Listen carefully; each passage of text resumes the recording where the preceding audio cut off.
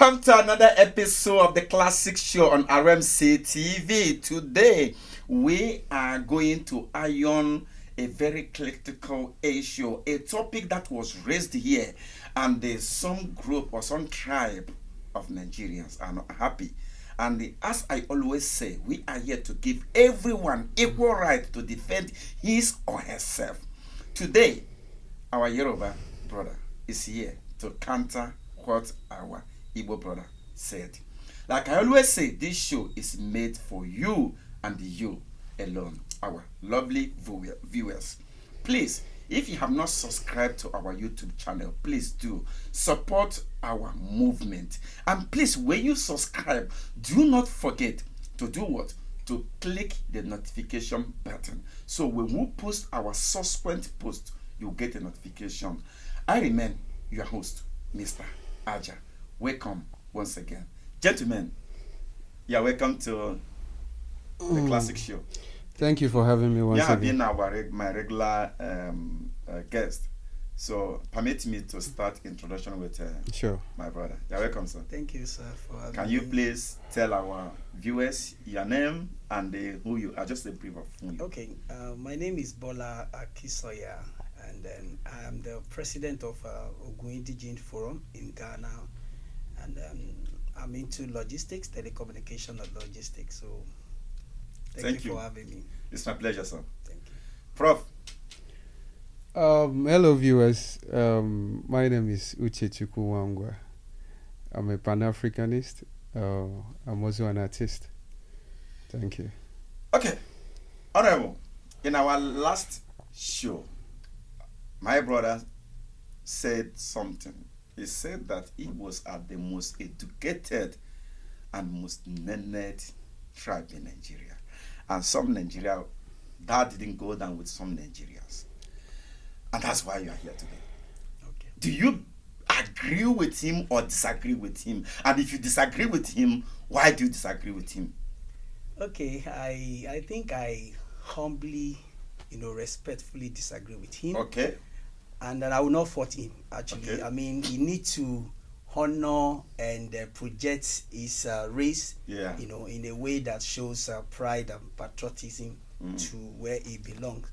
However, in law, they say he who, the burden is on he who allege, Okay. or make any claim It's to do what to on the prove. plaintiff, sure. So the burden of proof is on him. Okay. However, I will help him with some hypothesis, Okay. with some questioning, so that we would dissect them, Okay. and then we'll give our audience Okay. that opportunity to make their own judgment based on fact. Okay. I disagree with that statement because it's not factual. Okay.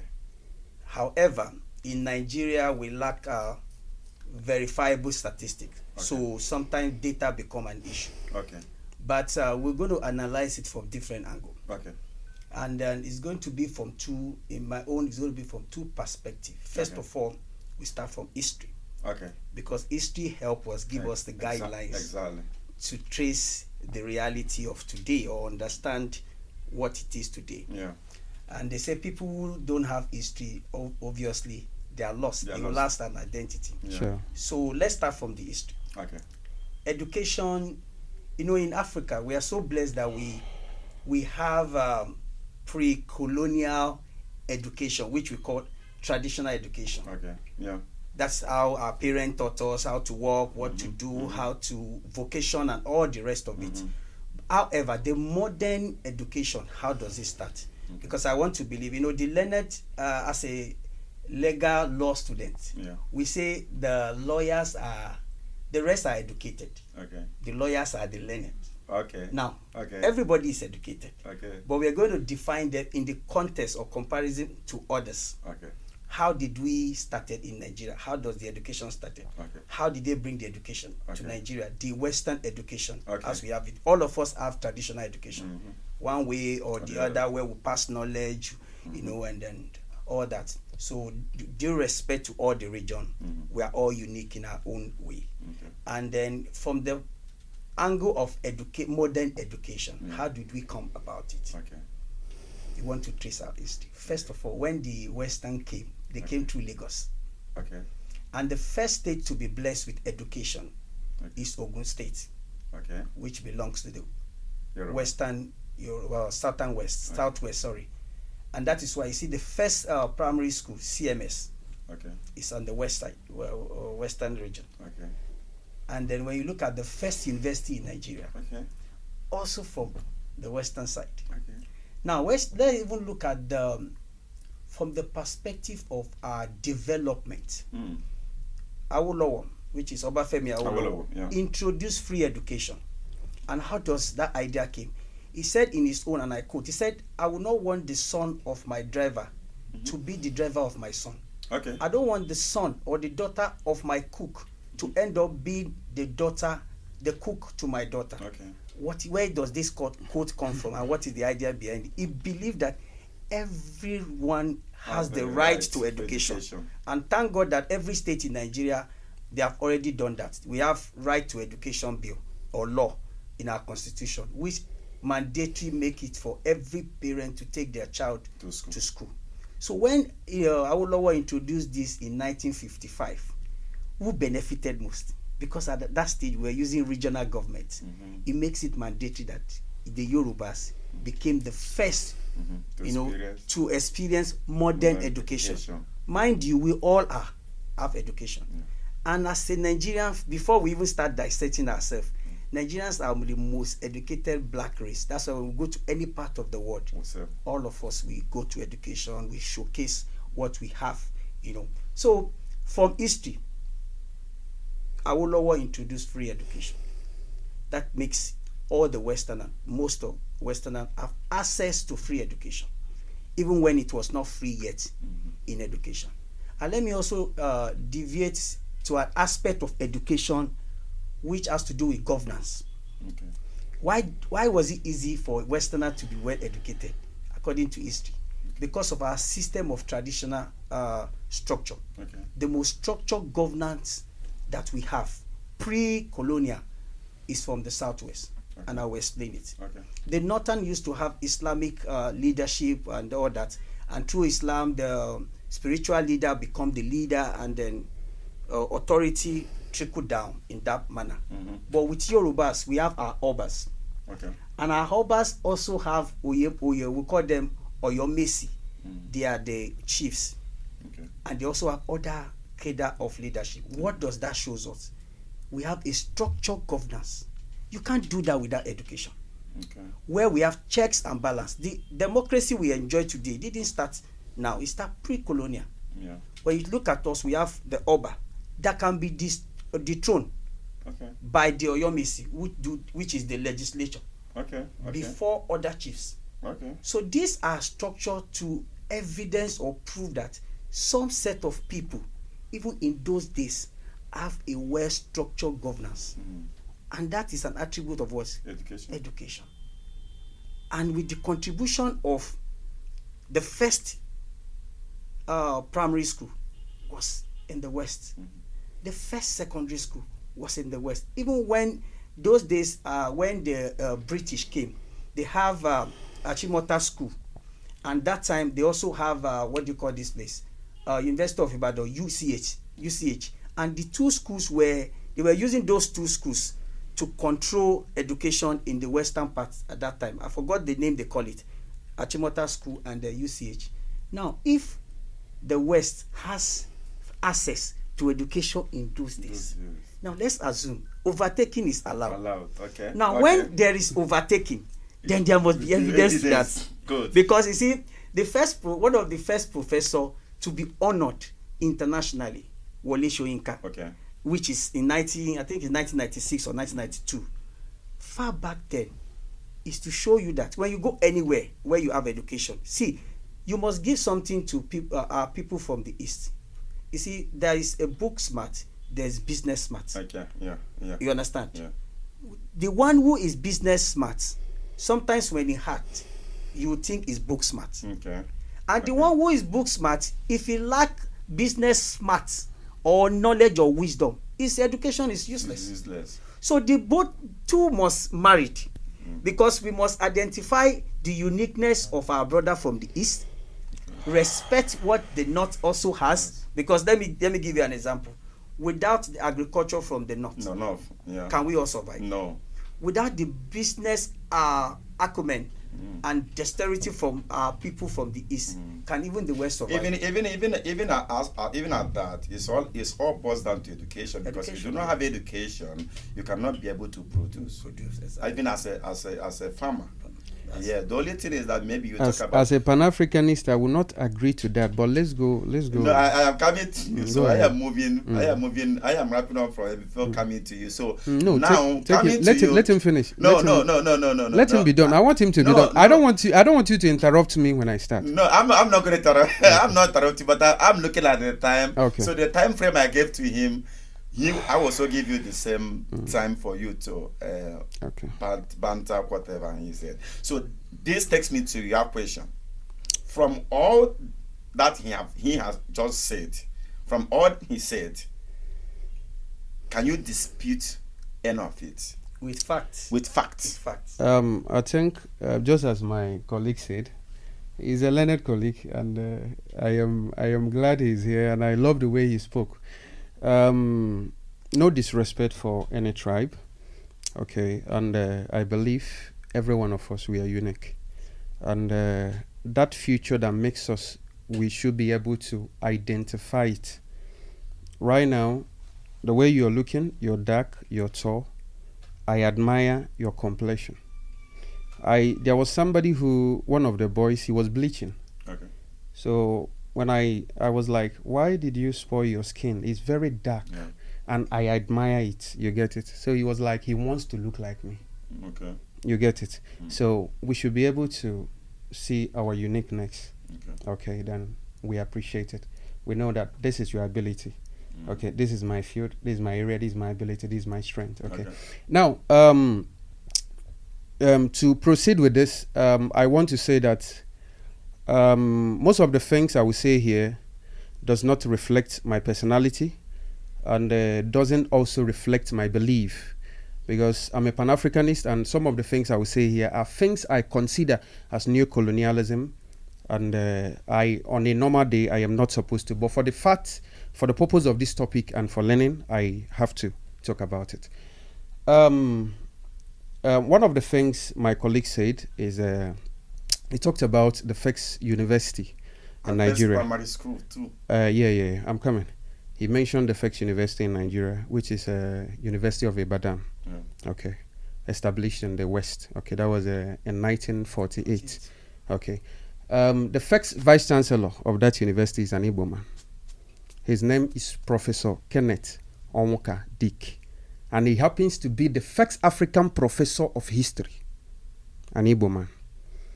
Now, the first Vice Chancellor of Lagos State University is an Igbo man. His name is Professor Ene Njoko. Now, the first African literate, the first black literate is an Igbo man. His name is Oledo Ikuano. His baptismal name is Gustavus Vassa. Is his the first African, the first black literate is an Igbo man. This was as of 18th century. That was even when he died, existed and died. Now, we proceed further. And he was also the first man who started debate for the abolition of slave trade. He's an Igbo man. So that is to say, we might be in slavery by now, if not his efforts, okay. And before other people started, before even the likes of Marcus Garvey, before the likes of Martin Luther King and all that, okay. He even existed and died almost a century before Marcus Garvey was born. You get it? And over a century before Martin Luther and others were born. Okay, now we proceed. When you talk about this is a digital era, we say we are in the era of the internet. Is that so? Yes. Now, if you Google the father of the internet, a picture will come, a black man. His name is Philip Emeagwali, an Igbo man. The father of internet, an Igbo man. The list goes on and on. I can keep mentioning.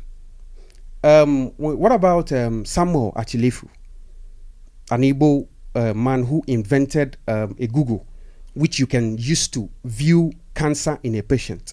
The list goes on.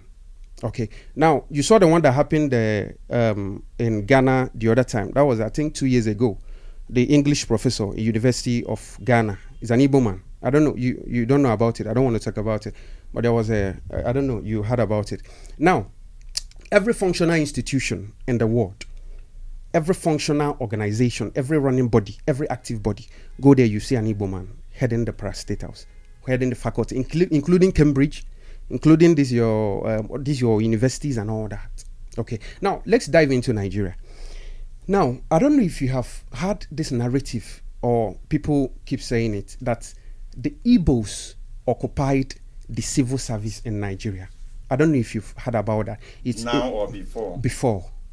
It's a statement that even the Northerners, they've been talking about it. Anytime they come out, they just keep talking about it. But we all know that the Yorubas occupied the civil servants positions in Nigeria. And we know Igbos as a business-oriented people. As of then, now let me tell you something. This was what started the riots we're having in the North. It was even the then Prime Minister of Nigeria, Tafawa Balewa. Listen, it was the then Prime Minister of Nigeria that made this statement. He was the first to make this statement. And guess what? This was what actually caused some of the riots we started having in the North. He said the Igbos occupied the civil service. Now, is it true? Yes. Even there are some of this parliamentary review of this civil Igbo civil war and all that. Okay, there have been reviews and all that. And in the parliament that was called for this review, the lawyer, the Hausa man who came there, is a Fulani man, although he's a lawyer, that he was asking questions, he also made this statement. People has been saying it, so he's there.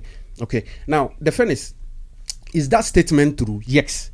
The Igbos occupied the civil service as of then. I disagree on that statement. No, it's fact. No, I disagree. It's fact. I am not telling you now. No, I am not telling you now. I am telling you that the then Tafawa, the Prime Minister of Nigeria, was the person who even said this before people are now rephrasing it. The then Prime Minister of Nigeria was the one who made this statement that the Igbos has occupied the civil service. It is a fact. It's clear. Now, you hold it for them. Let me finish. I have two things to say. This one and the other one. Now, and of course, you know what this civil service is all about, right? You know what the civil service entails. Okay, you have to be educated. You have to. They have their criteria. They have their classes and all. You have to get to this height, this level, and all that before you can be qualified to be in the civil service. You get it? So you have the likes of Odumego Juku, okay, having masters in the civil service, okay, entering the army with masters. You get it? The most decorated African military officer is an Igbo man. The most decorated military officer in Africa. You get it? So a whole lot of things. So why did the Igbos occupy the civil service? I believe the answer is already answered. Now, finally, if you check the most, because the statement I made, I referred to the past, the present, and the future, or the present. You get it? Now, the past and the present. Now, if you check the most educated states in Nigeria, you have Anambra, you have Imo, you have Lagos, you have Enugu, you have Delta. Currently, you can Google it. You see it there. The 5 most educated states in Nigeria: Anambra, Imo, Lagos, Enugu, and Delta.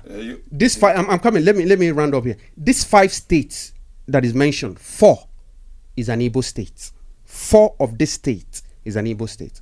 So when I made the statement, I don't think I was sugarcoating or I was exaggerating. Thank you very much. So now let me come back to my brother for a rebuttal on this. You have heard all that he said. But to some I kind of agree, but to some it's like a revelation to me I haven't heard before.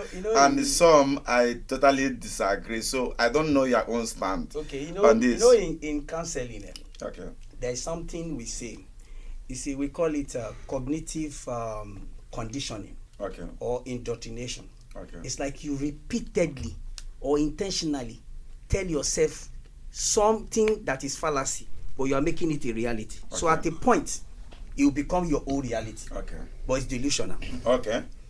Which is why you hear all sort of some are superstition that became people's reality, some are perception, some are rumors. You know, when we are growing up, you think your father's farm is the biggest because probably in your village they reverend your father a lot. So you take that mindset and then you take it out and believe. You know, that is why some people will leave the comfort of their states, you know, and then they'll find themselves in somebody else's domain, and they will say they brought development to that place.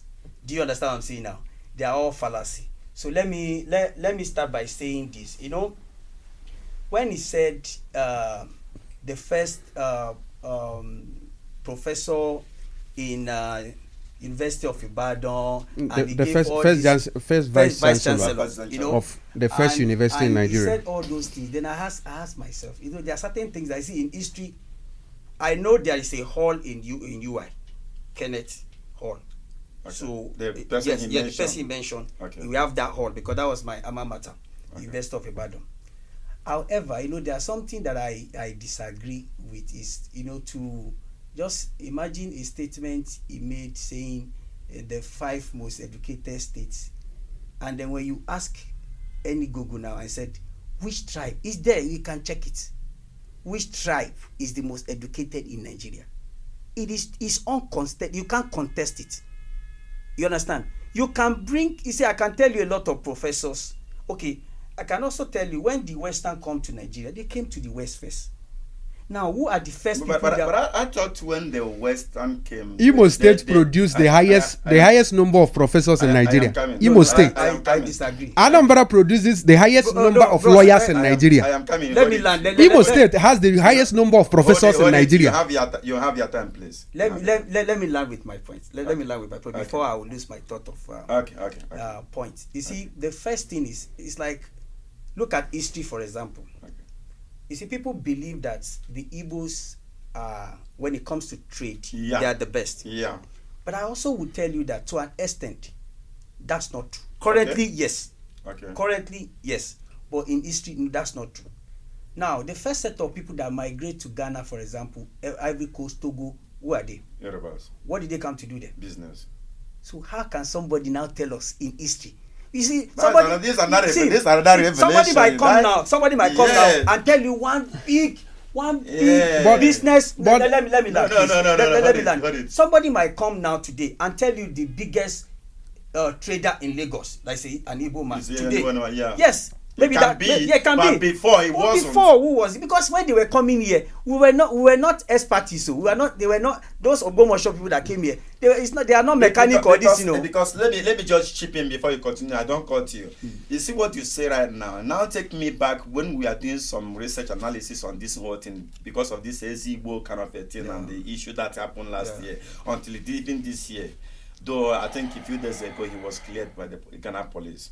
You understand me? Then we realize that the Yoruba kingdom has been operating in Ghana here for over 100 and something years. Over 200 years. 200 years. And the question you asked, what brought them here? They have a lot of relation. They have a lot of. What brought them here is business. You understand me? So then you ask yourself, where are the Igbos? See, when they even gave the relationship between them is something. I wouldn't talk about that now. What about Ivory Coast? It is not just business alone. Togo is mention Togo. The influence of Yoruba in these places, running from Togo, Benin, Ghana, and so. It is not just only trade, okay, but that is not our topic. You know, there's something. So they share a lot of things in There's something common. I believe that we must even language. We must teach ourselves, and that's that's one of the problems we have when we move outside our domain. Right. You see, when you go anywhere, first of all, give respect to your host, and giving respect to them. It is not to undermine your capacity or your strength or what you have contributed to that place. Now, education, well, that's why I say I don't have the fact. Maybe as we speak today, what Google is saying now is the West are the most educated, and the fact are there. You see, in studying, is making research, there are 2 models you can use. First is that inductive research method, or you use deductive this research method. Now, when you use the inductive, it's just to say, okay, you look at the specific.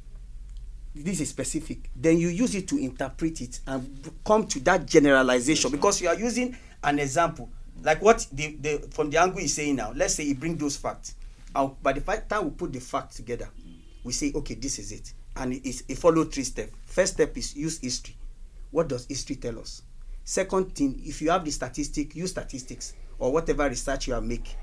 Then that will now help you to come together with that findings as, okay, because of that, I'm concluding with this. On this. But by the time you mention 1 or 2 people, which tribe doesn't have professor? And then what research method, or where are your references to say this state has the best? But I can tell you now, as we are here, Google this now. The most educated region in Nigeria, they will tell you. Which is the West. Anybody can, if you deny, just Google it. Is it before or now? It's there now. And anybody wants to come with that fact. Because you say something at the beginning. You say that in life, overtake is allowed.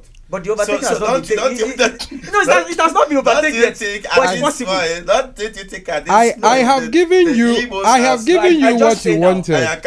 Our host, you can help us with I have given you what you wanted. Yeah, with your laptop. No, just click on it. You know what I don't know, or what I don't know, what he doesn't know, what you don't know. The internet know better. Okay. Search it. Okay. But you see, we can now use all other variables or other data to bring in and show how much of improvement or development people from the East has made in regarding education. But that doesn't make them the first. Either in history. My colleague is doing well, because from what we've established, both in history, they have been anti-date. Without fact. No, what is without fact? You gave an example. The facts, and I just told you that. I told you. Now. I just said. You can't know better. I said that the FEX vice chancellor of that FEX university that was established in the works is an Igbo man, and he happens to be the FEX African professor of history. His name is Professor Kenneth Onwoka Dick. Do you understand that? So now. And that was the error. This, if what he's saying is do you understand? To go by, so that was as of then. Okay, and as of now. The question is this. You see, as at the time, before University of Ibadan was established, Nigerians have been taken abroad to study. Now, let me also tell you this, that Awolowo and the rest, even the Zik, they have all gone to the Oxford to study. Now, let me also say, history was not the first department in University of Ibadan. So, education, faculty of education was the first. No, let me tell you, it's a school I attended, so I'm trying to, I'm not part of the history, but I'm giving you some variables to use to have your own conclusion. If history is not the first department in that same university, that is one. Okay, that means there was university before then. There was department before then. And he couldn't have been the only professor as at that time, because people have been going abroad to study in Oxford and the rest of them. Because he was trying to make a point that when the university first came, professor of history in Africa. History, but there are other departments, and it was not the first professor in Nigeria. Let's get that fact right. Nigerians have been taken abroad to go and study before 1958, as we said. University was not the first time people were being educated now. I am not disputing that. Are you hearing me? I established here that the first African literate is an Igbo man, Oledu Ikuano Gustavus Vassa. You get it? Okay. This was as of 18th century, 17 something. You get it? So he was already educated, and there has been people after him and all that. So where did he school?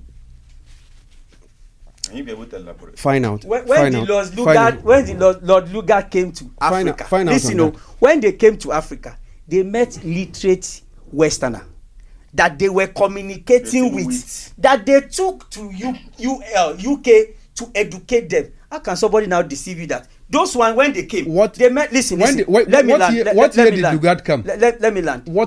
They came first to Nigeria 1848. That was when history wrote that they came, even though they have been here 1809. Okay. But So- the one that is well documented started because that's when they brought education. But they've been coming before then. Because the first people that came to Nigeria were Portuguese, and I think the Athens, people from the Greek.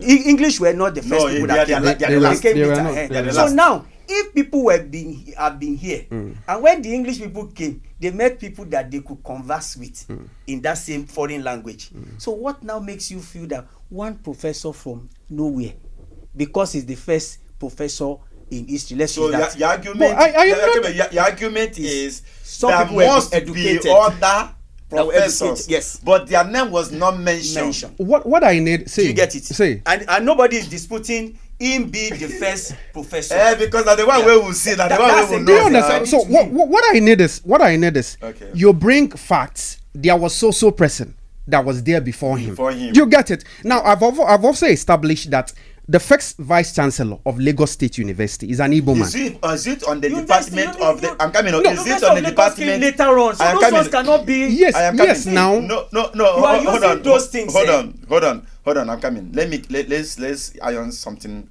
out for our viewer to understand. His argument is, you said that the university was instituted by a Yoruba man, Yes. which is Obafemi Awolowo. oh no. He didn't say that. No, what I If he said said that- that, then that is wrong. No, No, what he didn't I say said, that. no. It was established in a No, Yoruba. no. I said It was West establishing. to It was established establish- in the yes, West. in the West. The first university was established in the His West. argument is, even though the school was established in the West, the first chancellor, Vice chancellor. vice chancellor of the school was an Igbo man. That is a history. Okay. That is also to tell you that Igbos are knowledgeable. I can mention more. No. You see what The that does? first You see, what professor, we the just first want to professor say of is- mathematics in No, Nigeria, the first professor of mathematics in Nigeria is an Igbo man. Chikobi. Hold on. The first professor of mathematics in Nigeria is an Igbo man. I can still keep mentioning. I am coming. Okay. I'm heading with a question. Okay. Is it possible that in Yoruba land a school is established? Will you tell me, or can you tell me that, irrespective of having a very educative people or people who are well educated, There was in nobody that was qualified. I am coming. Don't take my question. to handle that position. So that's I my don't question want to for go there. You so know, does it mean that they don't have a capable hand to handle To that handle school, that position, they the have number to one move position is to bring bring somebody. is to be the vice chancellor of that school. You know the first thing you need to ask is, you see, when you talk about history is not in isolation or in vacuum. You use some other information or data available to you to come to a conclusion. That's why I said there are two sets to approach to history or making a research. Now, the question I was asking him, or I want our viewers to understand, is this: it's easy for somebody to have the first like, let's say in my village, the first person to do this is this. Yeah. You understand? Because that is the information you have. But there's always a possibility that somebody had it before you. Because you don't have the information. But So wait, now- but wait, let me on this note. Do you know that there are people who are better player than Zero and Messi, but they didn't have the opportunity to showcase themselves? But we know only the people who are there. And you see, that is why I used earlier. I used one example for him. I said when it comes to trade, the Igbos met some people doing trade. Some Yeah. people started it. Yeah. But overtaking is what? Allowed. Is allowed. Yeah. So that is to let you know that you didn't start it. You may have along the line do it and do it better. All credit to you. Now what we are saying here, according to any research online today as we speak, Yorubas or people from the southwest are the most educated. Oh, no. I'm No, taking that's it- not true. No, Check go the Google five it. the Listen, five listen to most me. educated or 10 most educated states or 5 most educated states in They are Nigeria. not- see, they are not Nigeria even- had 36 I states. am- Just ask the No, you first see 5 what you most or probably 10 are looking- you see most probably what educated you are states. looking at, let me Okay. tell you, is Okay. what you are probably going to check. Okay. You know when people are doing WAEC, Okay. I don't know, I'm just using another example. Okay. You know when somebody, I don't want to mention it, a state in particular said, oh, he's done well in education. Why did he say he has done well? Because the best result in WAEC for that same year was by this state. Came from So the them. person come to a conclusion that in education they are the first, but it's a fallacy. Because doing well in WAEC doesn't reflect that level of educational progress in that area. It doesn't reflect it. Now back to his own. I was trying to say that in history, education have been brought to Nigeria before the first university. Yeah. And people have been taken from here to go and study in Oxford, which is why the likes of Zik and then Awolowo were educated pre the establishment of University of Ibadan. So the question is that what made them not to be visible? They were visible. They were And visible. why was it Why not weren't recorded? weren't they found capable Listen, to handle those positions? That was very simple. That is the question. Listen to me. 1955, before UI was established. And UI, you said 1950. Is that not what you said? 1958, Abi? As at 1955, somebody. Which one is UI? University of Ibadan, yeah. No, that is 48. 48, sorry, okay. Yeah. As at 1955, somebody introduced free education. There must be effect to such policy. Yeah. There must be effect because it's that just like one, we'll give him the credit. It's obvious. We'll give him credit. We are dealing with history. History, we are going to give me facts, not mention one of, because what I see you are good with. You know what I see this man is good with is he has gone to pick the best of his village. Just an example. I'm just joking. I just now listen. I've given facts. No, you have not given any no, fact. what I needed was a counterfact. That's what I'm telling you now. That was what I needed, but I've not gotten any. No, I just told you here now that somebody introduced free education. Then you ask yourself, what is the effect of that policy? So now, do you know what you are saying? I can also argue that somebody have already introduced free education, but nobody. I'm coming. He can also argue that somebody have already introduced free education, but nobody knows him, or the person doesn't have money like I would know, because to banter the argument that you are making, that for the fact that the person was a vice chancellor, maybe some people have had more education than the person. But he was the one that the fact. Say host. So the fact I have prevented. Can he also argue that he can also argue that, okay, if you are saying that this person brought free education, we only know he brought free education, but there has been somebody who already operating free education before him. Now look at it. It's a credit. There is no it's a credit that Awolowo brought free education. You get it.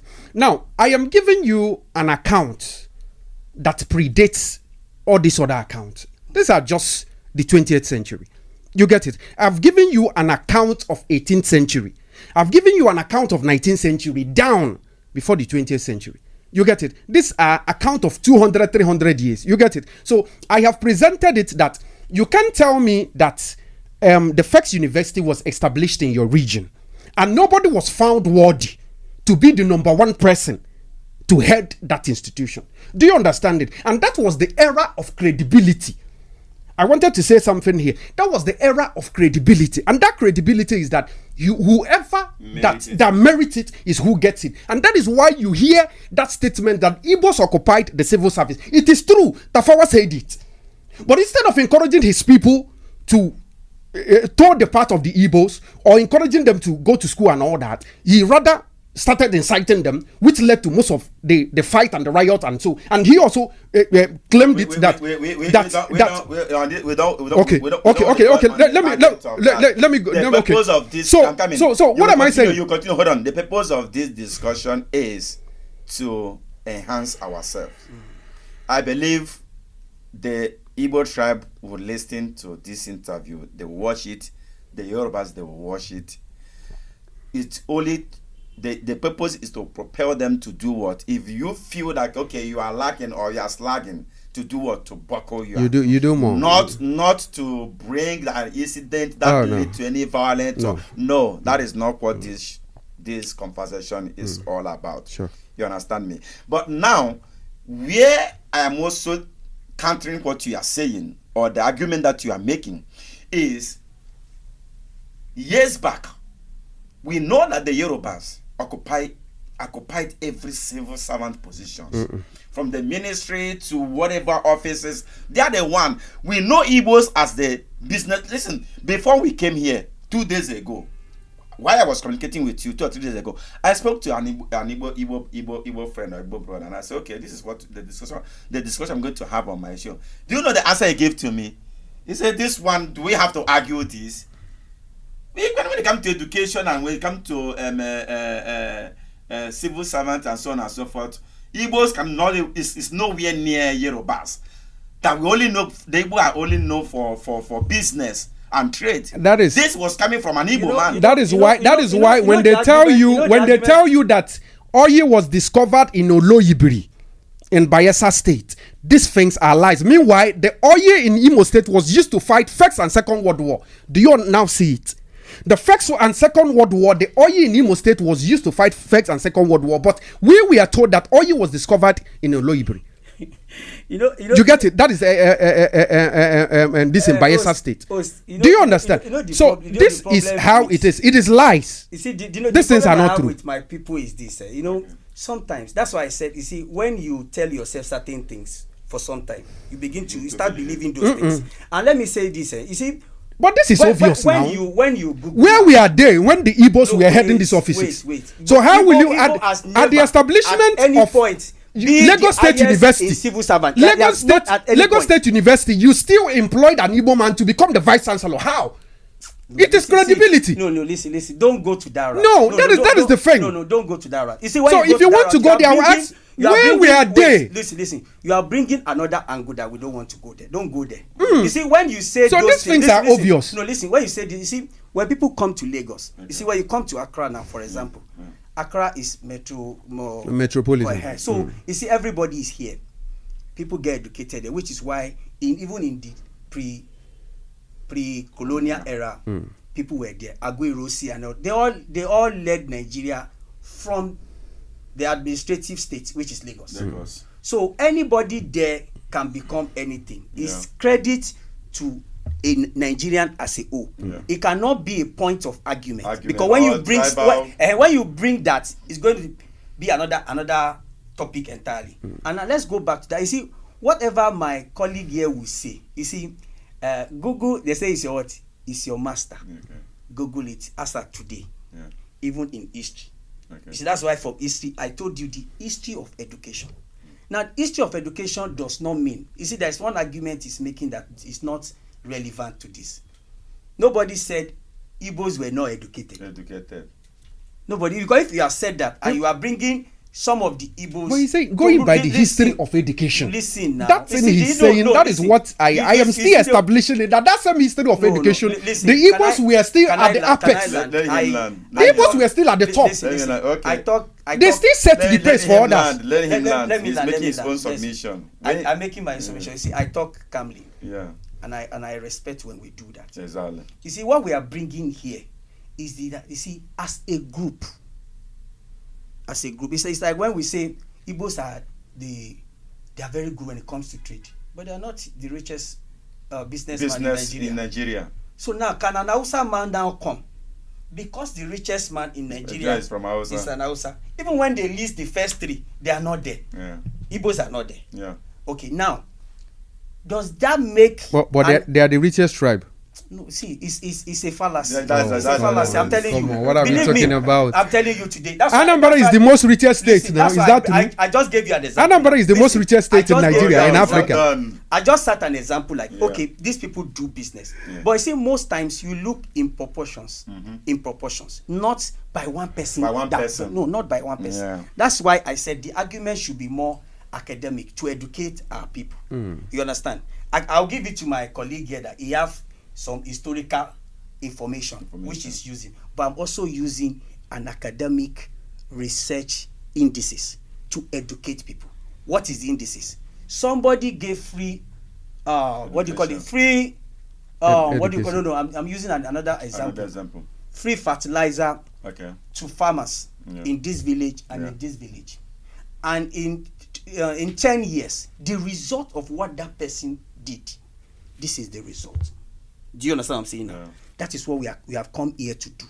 We have not come here to mention, because let's say we are talking business. Oh, one Uche guy is the most richest in Anambra. What? I won't come to that argument here, because I may not have all those information here. But let's use, what is the effect of free education? Okay. You understand? Wait. That's it. Wait. We are wrapping up. I will give you each of you a minute or two to make your final point. Okay. But before that, there was a question that he asked me, and I'm also bringing it to you, the viewers. You can leave it on the comment section, which is, I should Google the most educated, currently most educated tribe or state. So Professor Wangwa says that out of 5, 4 is an Igbo state. It's an Igbo state. So do that research. Exemption of Lagos. Do that research and put it on the comment section as we wrap up this wonderful interaction in this wonderful section. So my brother, you have a minute to make your submission. Okay. Like I said initially, these are a platform to help educate our people and, of course, inform ourselves, and more importantly, appreciate the dynamics or uniqueness of every region.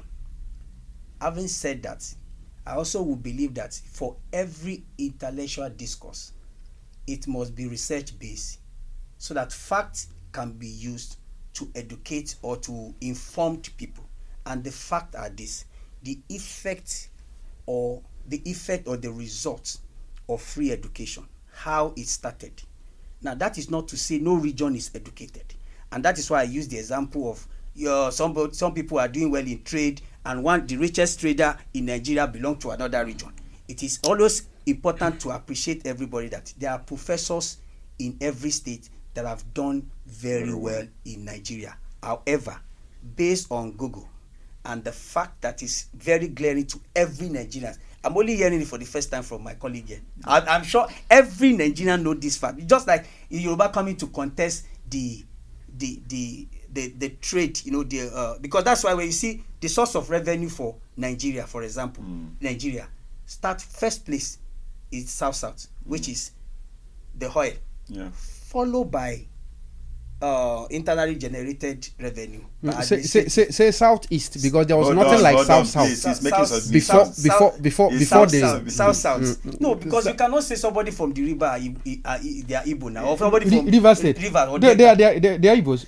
Some of them are there was no south before. South was created prior to the Civil War. Now that is what I'm saying. Before then, there was no south. But you know that we have these are histories. We have North Central, right?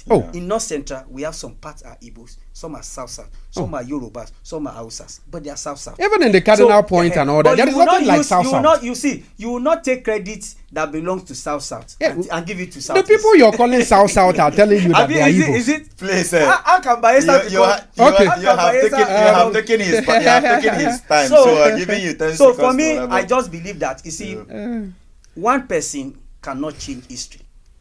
It can contribute to development or the discourse, which is what he's doing. But you cannot change the history. The fact that Yorubas are the most educated and they've contributed to civil servants in time immemorial till this moment. Thank you. And all other tribes have their uniqueness, and we respect that. Thank you.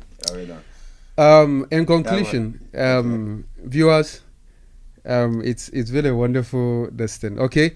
I've been able to I came here because I was called to come and defend myself. This is a law court. So, and I've been able to establish it that Igbos were the ones who set the pace for other tribes in Nigeria. Not just in Nigeria, but in Africa. Because I've established the first literate in Africa being an Igbo man. I've established the first university in Nigeria being headed by an Igbo man, and so. And the 5 educated states in Nigeria, Google it, you'll find 4 eastern states there, exemption of Lagos. So I've been able to establish this. Now, everybody is unique in its own way. Okay, I respect that. we have, and when I made this thing, I when I said what I said, I didn't have any tribe in mind. Okay, so I just said it for clarity purpose and for learning purpose. Okay, because we should be able to be proud of who we are, where we came from, and our achievements. Okay, I have established all these things. Okay, so there is no hard feelings. Okay, it's for educational purpose. Go do your research, find out everything I have established here is fact. Thank you very much. Thank you. One love. Our lovely viewers, like I said, this interview is just to help ourselves grow as a nation, as a continent of Africa, not to look down on anybody. But hey, we must challenge ourselves. So you, the viewers over there, join the conversation. If you have anything to debate, disagree, or agree, support, or counter, feel free and let's interact in the comment section. Once again, we draw the curtain here. Thanks for watching. Thank you for your time. And please, if you have not subscribed to our channel, please do subscribe. And don't forget to hit notification button so you will get notification in our subsequent post. Thank you. Remember, blessed. Shalom. Shalom.